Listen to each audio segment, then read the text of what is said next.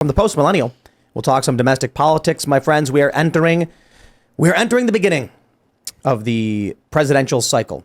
So you did have a bunch of announcements. We've seen rallies, but oh boy, this is where things start to heat up, especially as we get into the next several months when the primary races are going to get hot, because early next year, I believe, is when we're going to see all the primary votes actually happen. So the ads are going to start popping up right now. And here's the latest. Trump currently holds a 39% lead among GOP voters nationwide. What I find truly fascinating is the rate at which Vivek Ramaswamy is skyrocketing. They say with Trump at 59%, DeSantis at 17%, Vivek Ramaswamy is now at number 3 with 8% and rising. I'm curious what you guys think. I think Trump's got it in the bag. I do think I want to add to this in terms of the Democratic race. It is fascinating that there even is one. There should not be. The precedent for this is that Joe Biden as president is just going to run again and there's no primary, but there is a primary. And get this, RFK Jr. is polling higher comparably with the Democrats than DeSantis is with the Republicans. That I find really interesting. It's not a one-for-one correlation, but DeSantis, as probably the leading Republican politician in the country, like Trump's not in office right now, and there's nobody else who got anything close to him, can't get that close to Trump. RFK is at 20%, doing better in the polls as a non-politician, presumably because of how bad Joe Biden is doing, which I find fascinating. So how are you feeling? Are you riding with Biden? Oh, yeah. No, but it is interesting because I feel like there's not that many people that have been, I don't know. When I hear, I don't even know how to pronounce his name. Ramaswamy? Yeah. Vivek. I know. What does Trump call him? I don't think he calls him anything. He hasn't got a name yet. Oh, Yeah. Okay. I thought We think it's going to be Ramaswampy. When is Trump going to christen him? I heard that. Yeah. But he's not an establishment guy, so I don't know. Man.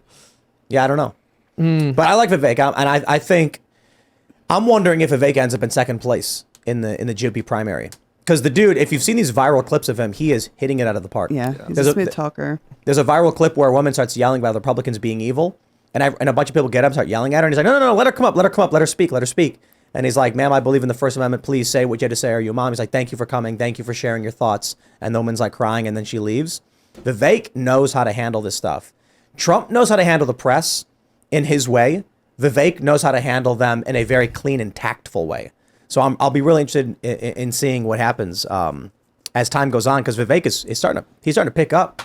Yeah, well, one thing I appreciate that's being acknowledged here is that in order for any presidential candidate to really be successful or worthwhile, they have to understand that the media is their enemy and they have to know how to combat them.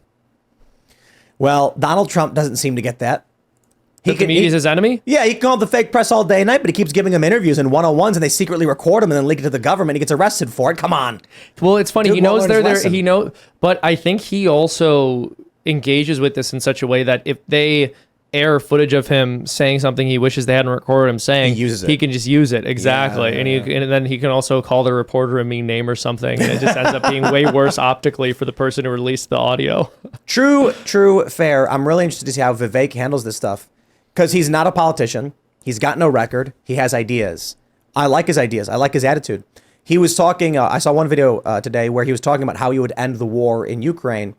And I'm like, these are bold and direct statements to make. He said he would have like an armistice with Russia where it would divide the country like Korea.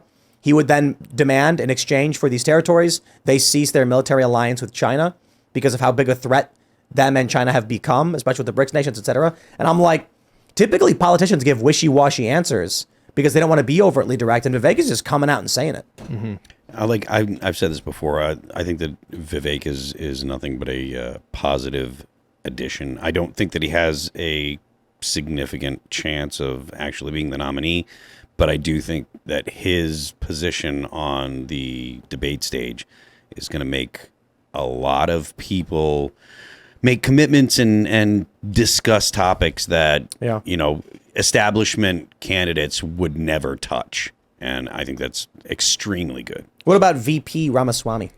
You think that could happen? Interesting. I think so. DeSantis is impossible at this point. I They hate each other too much. Yeah. Yeah. I think he's running. I think that's what he's kind of running for, is a position. I don't feel like Vivek really thinks he can win. I feel like he's running and he has to. He can't admit that. I mean, obviously. Sure. Okay. No. Obviously not. No. But I think that he's running for a position in cabinet or maybe VP or something like that. But he's running to raise his star in DC, and I do think that he's got a good argument, and there's good reasons for him to be running, and so I think it's a positive. I think a Trump a Trump Kennedy ticket hits it out of the park. Yeah. I think you would see tremendous margins. I would agree. Yeah, with RFK polling 20% on the Democrat side, if Trump was like, I'm going to give you guys the guy you wanted, he could theoretically poll, let's just say half of that. Let's say half of the Democrats polled in favor of RFK. That's 10% of Democrat voters voted for Trump. Trump wins, no question. Well, it's interesting, right? Because I've mentioned some of my issues with RFK in the past. That said, he has the Kennedy name. He has this unique advantage of having a dynastic name while also being anti-establishment. I like that word, so, dynastic. I mean, it is. He's part of this political family. He's a Kennedy. He's not just a total outsider in the sense that the American people have no reason to be familiar with him, but he also is an outsider in the ways that are meaningful to the American people. Yeah. True. He's got a bunch of dumb tweets. Don't get me wrong. I mean, he was like, what did he call the NRA terrorist or something? Yeah, I like people that are sharing that stuff. but I'm not bothered by it. Yeah, look, like I said, I disagree with him on a lot. I wouldn't vote for him as a candidate, but that said, he does have this unique advantage. I'll acknowledge that. I don't know. I might vote in the Democrat primaries and for RFK. I mean, I like the idea of, I think an RFK leadership in the Democratic Party forcefully realigns it in a positive way for this country. I think again, I would agree with that in a sort of cautious way. Like I said, there's a lot RFK believes in that I think is really bad. But when you look at how awful the Democratic Party is right now, he would absolutely be an improvement. That's what I'm saying. I'm like, even if RFK on a scale of negative to 100 to positive 100 is a negative 10, negative 10's a huge improvement. No, I from the agree current with you. Democrat Party. I totally agree with you. Reluctantly. Yeah, and so I was talking about Trump in 2020, and I've had these libertarians be like, "But are you really going to vote for the lesser of two evils?" And I'm like, I don't think Trump's evil. I give him a net positive score. I mean, the foreign policy was tremendous. That's because the libertarians' perspective, like they're expecting you to see things like a libertarian. Exactly, That's what they're exactly. Well, like I think the it's because it's the archaic view of the two parties. But Trump was an insurgent who came in with a different perspective. Well, also, and dude, when people say that to me, it's like, so I should vote for the lesser of three evils and pick your candidate? I don't like the libertarian either. Yeah. Sometimes I will. But I like the Libertarian Party. I like the Mises Caucus. Where is their announcement? Come on, guys. What's going on? Who's running? The Democrats and the Republicans are in full swing. The Libertarians got to get going. I don't know if they're going to I like the Libertarian Party, but come on. I don't know if they're going to have a candidate.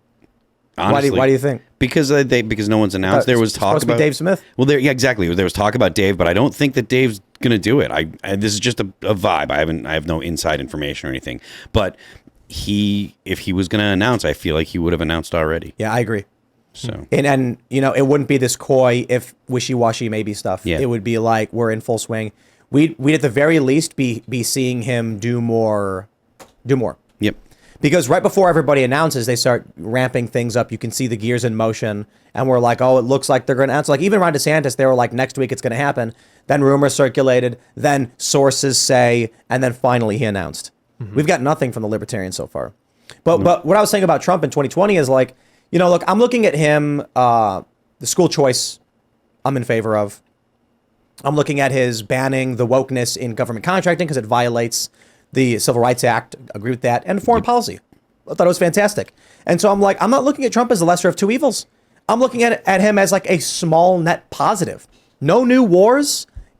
Withdraw from Afghanistan. Abraham Accords. Massively net positive. So I'm like, if you were to do the Trump presidential quotient and took all of the different elements of the presidency, there's a lot of different categories where Trump is negative. And there's a lot where he's positive that leads us to, on a scale of minus 100 to 100, Trump might be at a 6. And I'm like, so I'm not here to praise the man and scream he's the greatest guy who ever lived or anything like, or God emperor or anything like that. I'm just like, I get enough from it. I don't feel like I'm voting for a net negative. I feel like the foreign policy stuff was good for us. And there are, of course, some negative areas. But overall, we got a great economy. I can't blame the president for COVID. I can criticize him for his policies, lockdown support in the beginning. I can criticize him for not firing Fauci. But look, I got to say this. At the time, I didn't know better either. Thanks for watching this clip from the Timcast IRL podcast. Hang out with us live Monday through Friday at 8 p.m. and become a member over at timcast.com for uncensored, members-only shows exclusive. Thanks for hanging out, and we'll see you all next time.